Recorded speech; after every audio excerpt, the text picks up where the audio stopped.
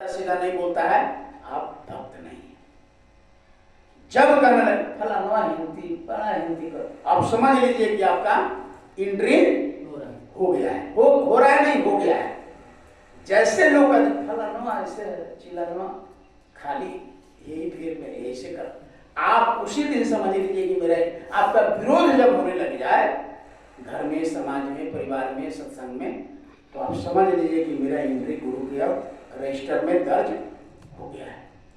पहला अपमान, दूसरा तकलीफ होने लगता है, शरीर से तकलीफ, बीमारी से तकलीफ, धन से तकलीफ, किसी तरह से तकलीफ होने लगी, तो आप समझिए कि दूसरा हमारा इंद्रिय होना। अब तीसरा इंद्रिय तब होता है कि जब आपको सारा लोग नकारते हैं, आपको ताकना नहीं चाहे, देखना नहीं चाहे,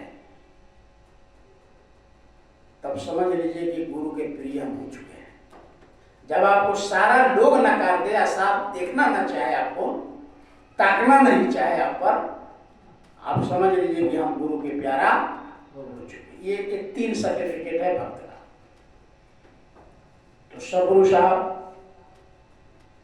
आ रहे थे और ये जो आश्रम पर रहते थे गुरु भक्त, उनको घर के लोग, बेटा बेटी सब अगल बगल सब न पागल है, बताओ घर। वो गुरु के भक्त है, गुरु जब तक नहीं कहेगा तब तक आश्रम चल नहीं सकता। अब गुरु को जब कह देते सरकार घर के लोग ऐसे कर रहे हैं, आने के लिए कर रहे हैं, बच्चे खोजना है, लड़का खोजना है, अरे चलो सेवा करो, गुरु की कृपा होगी, हो जाएगा, तो चिंता करेगा। अब गुरु का आदेश नहीं की जाए, अब गाँव समाज के सब लोग भला बुरा कहने लगे, सत्संगी लोग भला बुरा कहने लगे, लेकिन वो गुरु के आदेश नहीं।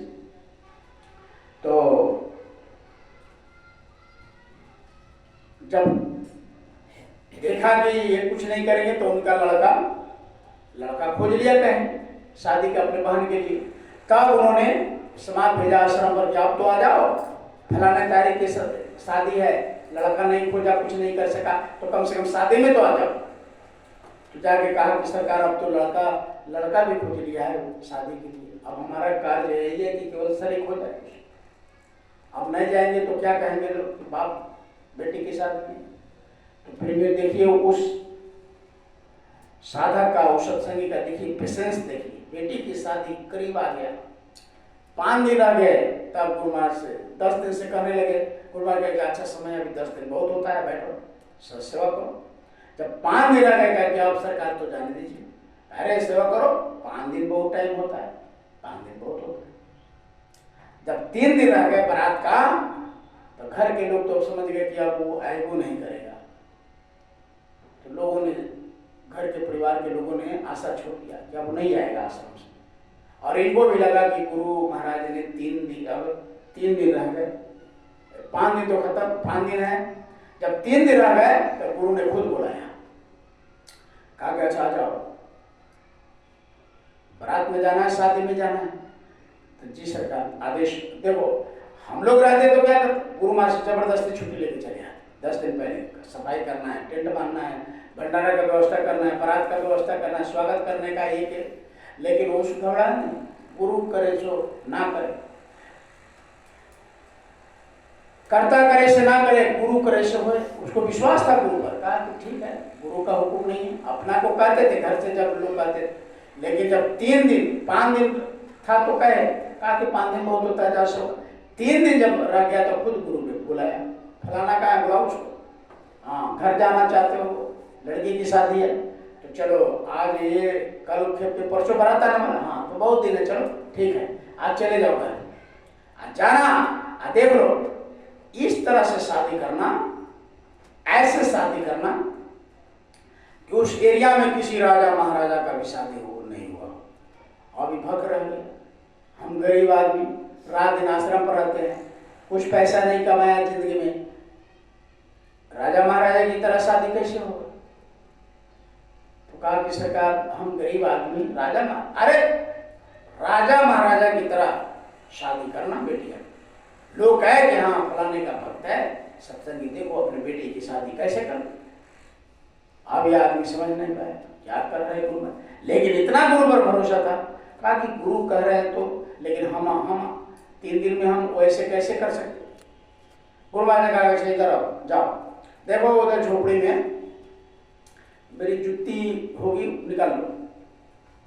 लेता हूं तो चप्पल जूता नहीं खिया जाता है तो खोस दिया जाता है, टूट फट जाता है, खिया जाता है तो टूट रख दिया जाता है। उसी तरह गुरु महाराज की जुत्ती एकदम खिया गया था, टूट गया था, उसी को झोपड़ी में ऐसे टाटी में खोसे थे। कहा कि उसको ले, कहा कि लिया और गुरु महाराज ने कहा लो ये प्रसाद है।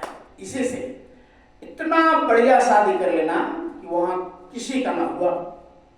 अब इस आदमी को समझ नहीं आ रहा कि फटी जुत्ती कह रहे हैं कि ले जाओ, इसी से शादी ऐसा कर लेना कि राजा महाराजा भी न कर सके हो। अब वो आदमी अब गुरु का हुक्म था, ले लिया, माथा पे लगाया, लेकिन लोग देख न ले या घर पर जाएंगे तो जुत्ती कहेंगे कि जुत्ती से कहें गुरु जी ऐसे शादी कर लेना तो लोग मखौल उड़ाएंगे। इसलिए वो बेचारा का क्या गमछा में लपेट कर अब कांख में डाल दिया, कोई देखे नहीं। कैसे कृष्ण महाराज ने दिया है तो लेके जा रहे हैं। तो कहा कि उस कांख में क्या है? नहीं नहीं ऐसे कुछ है, अरे दिखाओ। उसी से खुशबू मिल रहा था उनको, दिखाया तो जुत्ती। कहा कि ऐसा करो ये हमको दे दो। अब कहा कि गुरु का मूलक चीज ये मिलने वाला नहीं है, इसको कृपा इस पर हो गया है, हमको मिल जाता तो बड़ी कृपा रहता, हम अपने पास रखते, गुरु के धरोहर रखता, गुरु के चिन्ह को रखते, हमेशा याद रहता। गुरु की अमूल्य वस्तु है ये, जिसको गुरु महाराज ने इतना दिन पाना। वही नहीं बोले कि जहां गुरु के पैर पड़ जाता है, जहां गुरु सोते हैं वहां साधकों को उठना बैठना नहीं चाहिए, सोना। वो धरती को उस मिट्टी से अपने को, अब वही सब गुरु साहब समझ रहा है कि भाई जिसको जिंदगी भर गुरु महाराज के पैर में, वो चीज हमको चरण पादुका मिल रहा है। अब इतना पागल हो गया, क्या कि दे दो हमको। कहा कि नहीं हमको गुरु ने दिया। कहा कि दे दो, और ये जितना फौज फाटे मेरे साथ, हाथी घोड़े ये जितना देख रहे हो ना, रथ सब लेना। वो गांव के जिसकी बेटी की शादी वही है। अरे इतना फौज फाटा इसके पास कहां से आ गया? अब आया, अब घोड़ा रथ इतना फौज फाटा, हीरा जवाहरात, अब शादी वादी हुआ, बहुत बढ़िया से हुआ। अब लोग दांते तंगली दबा रहे हैं,